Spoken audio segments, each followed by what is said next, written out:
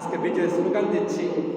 হ্যাঁ মুসলমান, বিজয়ের স্লোগান দিচ্ছি যে আমরা বিজয় করেছি, আমাদের দেশকে স্বাধীন করেছি, আমরা পরাধীনদের থেকে আমরা মুক্ত করেছি। কিন্তু আমরা তো আসলে পরাধীনদের হাত থেকে এখনো মুক্ত হতে পারলাম না। যদি আমরা মুক্তই হতাম তাহলে আমাদের ভাই ওসমান হাদি সে আজকে শহীদ হইত না, সে আজকে গুলিবিদ্ধ হইতো না, তার রক্তকে সে ঝরাইতো না। আজকে মুসলমানরা এখান থেকে শিক্ষা নিতে হবে, আমরা এখনো পরাধীন, আমরা এখনো হিন্দুত্ববাদের হাতে দখলে, আমরা এখনো দিল্লির দখলে, আমরা স্বাধীনতা পাই নাই, আমরা এখনো পরাধীন। যে সেখান থেকে আজকে বাহিনী পাঠাবে, যে সেখান থেকে লোক পাঠাবে, সেখান থেকে আমাদেরকে এরকমভাবে হানাদাররা আমাদেরকে আক্রমণ করে তারা আবার পালায় যাবে, এটা বাংলার জমিনে হওয়ার কথা ছিল না। আজকে বাংলার জমিনে এরকম হওয়ার কথা ছিল না। এখান থেকে পালাইয়া আবার হিন্দুত্ববাদদের কাছে চলে যাবে, এত বড় সাহস, এত বড় রাস্তা কে করে দিল?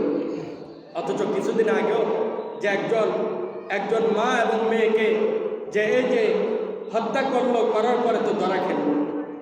তাহলে আমরা তো বুঝলাম যে ধরা খাওয়া যায়, ধরতে পারে, কিন্তু আমাদের ওই যে ওসমান হাদি তাকে যে আজকে এরকমভাবে গুলিবিদ্ধ করা হলো, শহীদ করা হলো, কিন্তু কিভাবে তারা চলে গেল, কিভাবে বাংলার বর্ডারকে পার হয়ে চলে গেল, আমাদের এটা বিষয়, আমাদের এটাই ধরার দরকার যে এরকম কিভাবে হলো।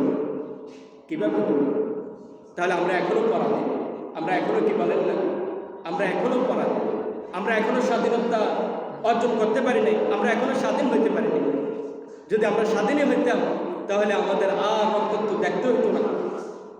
যতক্ষণ না পর্যন্ত তাদের আসামিদেরকে হাজির না করা হবে ততক্ষণ পর্যন্ত আন্দোলন থামানো যাবে না। মুসলমানদেরকে এক হতে হবে, এক প্ল্যাটফর্মে থাকতে হবে যে আমাদের হাদি ভাই দুনিয়া থেকে বিদায় নিচ্ছে, শহীদ হয়েছে, আরও এরকমভাবে হাজারো লক্ষ হাদি এরকম জন্ম নেবে ইনশাআল্লাহ।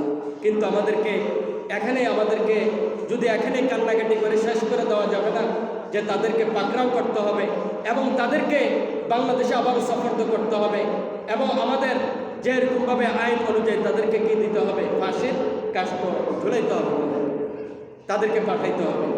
যদি হিন্দুত্ববাদদের হাতে চলে যায় আমাদের দেশে আনতে হবে এবং আমাদের এই স্বাধীনতাকে আমাদের এটা রক্ষা করতে হবে, তাদেরকে এরকমভাবে পাকড়াও করতে হবে। হাদির অপরাধ কি ছিল? ওসমান হাদির অপরাধ ছিল সে হক কথা বলছে, সে জালেম শাসকদের সামনে সে হক কথা বলতো, সে ইনসাফের কথা বলতো।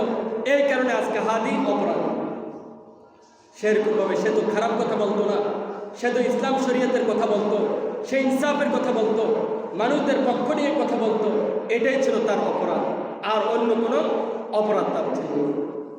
সেরকমভাবে সে তো বুক ফুলে বলতো যে আমাদের যে আগের সরকার এবং এগুলোর মধ্যে পার্থক্য কী ছিল সমস্ত কিছু সে খোলাসা করত, সে বলতো। হ্যাঁ, এরকমভাবে দুটাই তো সরকার ছিল, একজন সে কোনো এরকম অরাজকতা করতো না, আরেকজন এরকমভাবে সে দেশের মধ্যে অশান্তি সৃষ্টি করত। এগুলো সব খোলাসা করেছে। এটাই তার অপরাধ ছিল। সে হকের কথা বলছে, এটাই তার অপরাধ ছিল, এটাই তার অপরাধ।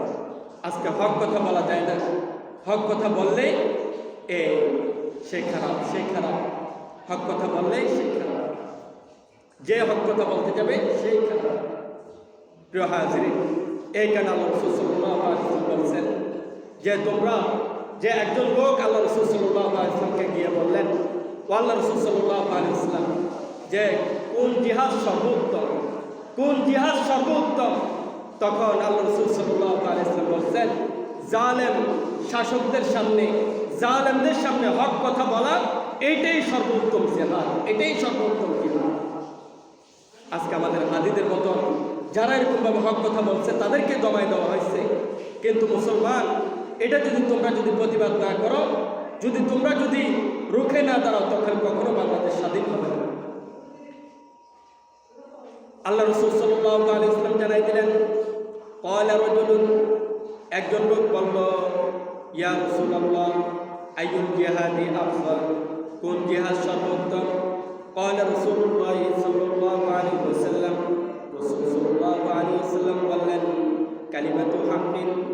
بسلطان جائر أي ظالم أو كما قال عليه الصلاة والسلام আল্লাহ রাসূল সাল্লাল্লাহু আলাইহি ওয়াসাল্লাম বললেন জালেম শাসকদের সামনে হক কথা বলে দিতে জানা, হক কথা বলতে পারা, এটাই সর্বোত্তম জিহাদ। শুধু কলমে লেখা জিহাদ নয়, শুধু অস্ত্র নিয়ে বিরুদ্ধের সাথে লড়াই করা, এটার নাম জিহাদ নয়। জিহাদ এটা হক কথা বলতে পারা, এটাও জিহাদ। আজকে আমাদের ভাই দুনিয়া থেকে বিদায় নেবে, আমরা আজকে তার জন্য দোয়া করব, আল্লাহ তাআলা তাকে যাতে শহীদ মর্যাদা দান করেন। সবাই বলে আমিন। আল্লাহ তাআলা তাকে যাতে জান্নাত